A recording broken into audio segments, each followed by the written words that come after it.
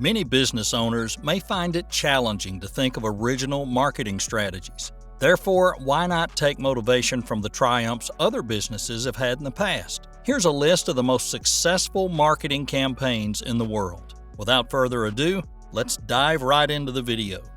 Apple Mac versus PC commercials. Apple first began showing advertisements that depicted two individuals, one of whom was a Mac and the other of whom was a PC. Mac outshone the old and clumsy PC as its younger and more appealing counterpart. A straightforward discussion on what they were capable of doing was sufficient, given that the PC always seems to be in the driver's seat behind the Mac. In certain instances, the personal computer continued to freeze or restart itself. How was this particular campaign different from the others? When most people think of an Apple advertisement, they probably see the company's very first commercial during the Super Bowl. Our enemies shall talk themselves to death, but we will prevail. We shall prevail. Their advertising pitted Macs and PCs against one another and was by far their most successful overall. They were able to achieve a 42% increase in their market share in only the first year thanks to that advertising. The unique aspect of this initiative was the manner in which the benefits that Macs have over PCs were communicated in a way that was not only engaging, but also helpful. They broke new ground by marketing Mac as a cool product. Personal computers didn't have a reputation for being cool before the appearance of these adverts, although the Mac did. Between May of 2006 and October 2009, 66 advertisements were produced, each of which conveyed an unmistakable message and significantly contributed to Apple's stellar reputation. Get started because I'm kind of excited. Let me know when you're ready. Actually, the rest of me's in some other boxes, so I'll meet up with you later. Oreo's Creme versus cookie debate. Oreo's social media presence benefited tremendously from a campaign that ran for 2 months and was kicked off by its first commercial during the Super Bowl. This is the point from which everything started. Always preferred the cream part of an Oreo. That's crazy. The cookie's the best part. Cream, cookie, cream, cookie. This commercial infuriated many who hold the opinion that the cream filling in Oreos is superior to that found in competing cookie brands. As a result, it sparked a controversy about the Oreo brand in its entirety. Oreo encouraged people to participate at their Instagram campaign by indicating their preference for either the cookie or the cream component of the cookie by using hashtags #CookieThis or #CremeThis. How was this particular campaign different from the others? Before the campaign's debut, Oreo had amassed 2,200 followers on Instagram. They had 22,000 new followers on Twitter inside the first 15 seconds after the Super Bowl advertisement was shown. The advertisement now has over 3 million views. These staggering statistics were matched by a marketing campaign that employed a problem that everyone could relate to and prompted a debate between the two opposing viewpoints. Thanks to the competition between members of #CremeThis and #CookieThis, many of us have a good memory of a brand that we were familiar with when we were growing up. Dove, Real Beauty.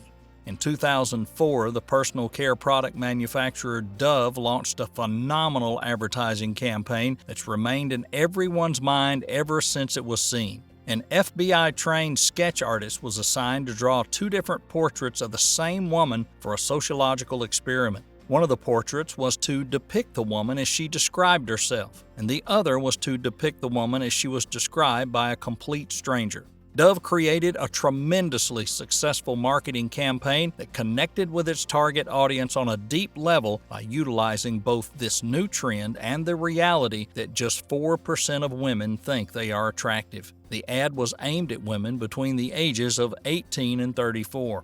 The company ignited a controversy about female beauty standards that swept around the internet by forcing viewers to choose between 2 extremes, fat or fit, or wrinkled or attractive. Both of these options were presented to the viewers. Dove's advertising was witty, inspiring, and empathetic, and it helped women view themselves in a new light, which was the campaign's goal. This is the sketch that you helped me create, and that's a sketch that somebody described of you. As of the time of the making of this video, the Real Beauty campaign that Dove created had been aired in over 110 countries. Is there any chance that your advertising strategy might even somewhat approximate Real Beauty? Investigating the factors that have an effect on one's target market is an excellent tactic that may be used to design an effective marketing plan. As a direct consequence of this, Dove successfully elevates women's perceptions of themselves and the organization as a whole. Volkswagen. Think small. In the 1960s, Volkswagen faced a difficult dilemma. People wanted rapid and flashy sports cars that could also serve as a fashion statement, but Volkswagen was only delivering a little car that was neither swift nor flashy. Therefore, they must engage in some activity. In the promotion of their automobile, they were very forthright and honest, highlighting the vehicle's compact dimensions. How was this particular campaign different from the others? If you open the newspaper, an advertisement that had a lot of blank space would have drawn your attention, because normally there were large, eye-catching pictures featured prominently in the majority of the day's other ads, most notably those selling vehicles. The fact that Volkswagen was honest about the quality of its products turned out to be the company's advantage. Why was it of such great importance? Simply said, Volkswagen chose an approach with fewer moving parts to get greater results and a bottom line. They didn't make any attempts to deceive their customer, and as a result, their audience appreciated the honesty and openness it displayed. And, to this day, they still reap the rewards of having implemented that plan. Nike, Just Do It, and Winner Stays. The Just Do It campaign was one of Nike's most successful marketing initiatives during a time when the company lagged behind Reebok in terms of shoe sales. In their hunt for anything that would attract attention, the people who were behind the campaign that started in 1988 focused on the phrase, "Just do it." This now famous tagline began to appear on billboards and banners almost immediately across the entirety of the United States. But why? Because it was clear and direct while still conveying a lot of feeling. The campaign raised sales for Nike from $800 million to $9.2 billion over the course of a decade, with just 20 minutes spent coming up with a slogan. However, Nike's Winner Stays commercial, which debuted in 2014, could be the company's best football-related advertisement. In the ad premise soon before the 2014 World Cup in Brazil, many of the company's most accomplished athletes, including Ronaldo, Wayne Rooney, Neymar, Zlatan Ibrahimovic, Eden Hazard, and Andres Iniesta, made appearances. Nike devised a straightforward strategy since almost every football fan has at some point participated in a game with friends at a nearby park and attempted to play the game in the same manner as their favorite players. A group of young guys were elevated to the level of some of the most skilled in the world when they were participating in the game called Winner Stays. Got Milk, California Milk Processor Board. I think I would have been really good in advertising. Ross, you did not come up with Got Milk. Yes, I did.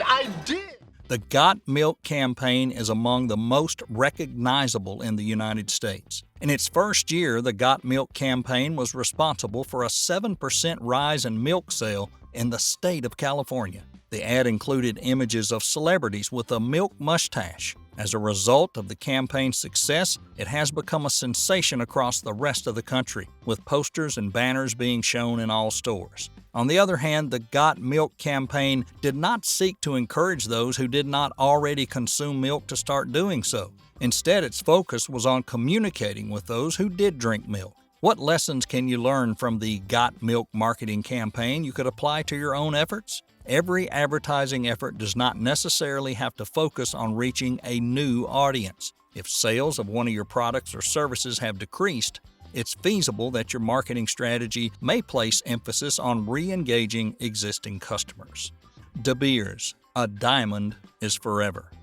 De Beers, which is in the business of selling diamonds, claims that a diamond will last forever. This marketing initiative was started in 1948 as a response to the declining diamond sales that had been occurring throughout the Great Depression. Some people believe that the advertisement was responsible for the rise in demand for diamond engagement rings in recent years. Prior to the launch of this campaign, diamonds were not customarily included in engagement rings when they were purchased. It's possible that it completely transformed the diamond industry. consumers were readily persuaded that the high price of diamonds were justified by the notion that they last forever. Since that time, the company has never stopped promoting the romantic connotations that are commonly associated with diamonds and love. Because of the lackluster performance of diamond sales in the 1930s, De Beers collaborated with the advertising company N.W. Ayer. The advertising firm promoted the campaign by having celebrities and other well-known people wear jewelry while they were in public. When consumers see celebrities flaunting their jewels in commercials, it makes them green with jealousy. The fascination with diamonds emerged out of nowhere in the United States. Since the Diamond is Forever campaign is still running strong after all these years, it was obviously successful and had a longer shelf life. Coca-Cola. At a time when people all over the world require holiday cheer more than ever before, Coca-Cola launched a seasonal campaign in more than 90 countries, including the United States, to celebrate the gift of presents rather than the gift of material possessions. The creative focus of the campaign is brought to life in a touching film titled The Letter, which follows a devoted father on an epic journey to Santa's workshop at the North Pole. The Academy Award-winning filmmaker Taika Waititi was responsible for the commercial's direction, working with Whedon Kennedy London. In the holiday season of 2020, the organization was broadening its scope of operations in the United States in order to recognize everyday heroes who have gone the extra mile to assist their friends, family, and neighbors in the aftermath of the momentous year. The Christmas advertisement for Coca-Cola is a mixture of escapism, enjoyment, and maybe a touch of nostalgia for a simpler time. According to Cantor's criteria, this is the most influential advertisement of the decade.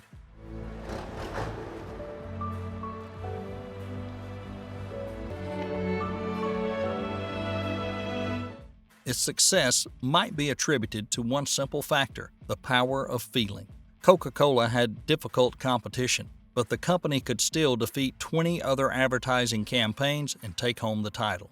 It was discovered that Coca-Cola had the most influence on the emotional response of 3,000 consumers in the UK who were linked with Link Now AI facial coding technology. These customers were asked to think of a brand that had the greatest impact on their lives. All the advertisements and its slogan reflect situations that actually occur in real life and the part that Coca-Cola plays in such cases. Which campaign was your favorite? Is there another epic campaign you're thinking about? Well, let us know in the comment section below. And thank you for watching, and don't forget, subscribe and activate those notifications for more inspiring videos. Cheers!